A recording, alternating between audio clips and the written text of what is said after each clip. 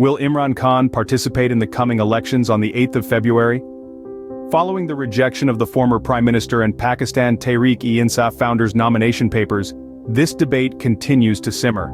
The question of his eligibility to contest in the elections arose as soon as news broke that he intended to file nomination papers to contest from Mianwali, Lahore and Islamabad. The Election Commission of Pakistan, in releasing a list of rejected candidates from Lahore, stated that Imran Khan's nomination papers were rejected because he was not a registered voter of the constituency and had been convicted by the court, hence was declared ineligible. According to his party spokesperson, the Election Commission has also rejected Imran Khan's nomination papers for the election from his paternal city, Mianwali.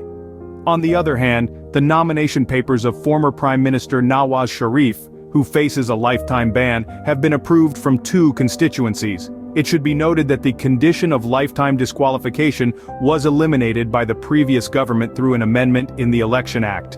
A larger bench of the Supreme Court is hearing the case related to disqualification for life today, on the 2nd of January, while an application for the termination of Imran Khan's punishment has also been filed in the Supreme Court by his lawyers, the hearing of which is yet to begin.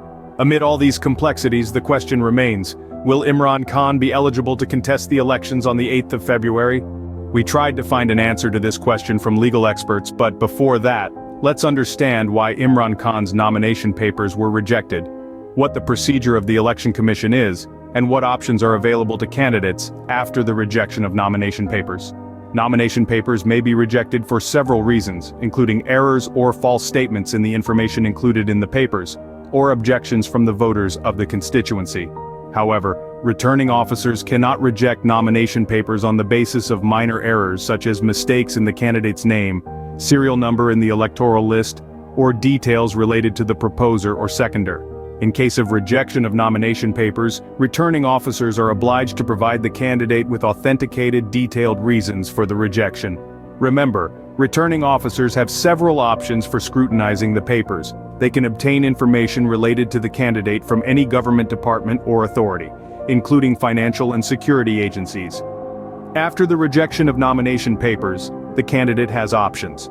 According to former Chief Election Commissioner Kunwar Dilshad, appellate tribunals are established under High Court judges, where applications are filed against the approval or rejection of any candidate's papers. The judges of the appellate tribunal decide on the appeals against the approval or rejection of nomination papers on predetermined dates. But according to Kunwar Dilshad, if the tribunal cannot decide the appeal in time, the decision of the returning officer regarding the eligibility of the candidate is deemed to be final. Remember, the last date for the appellate tribunals to decide on the appeals is the 10th of January.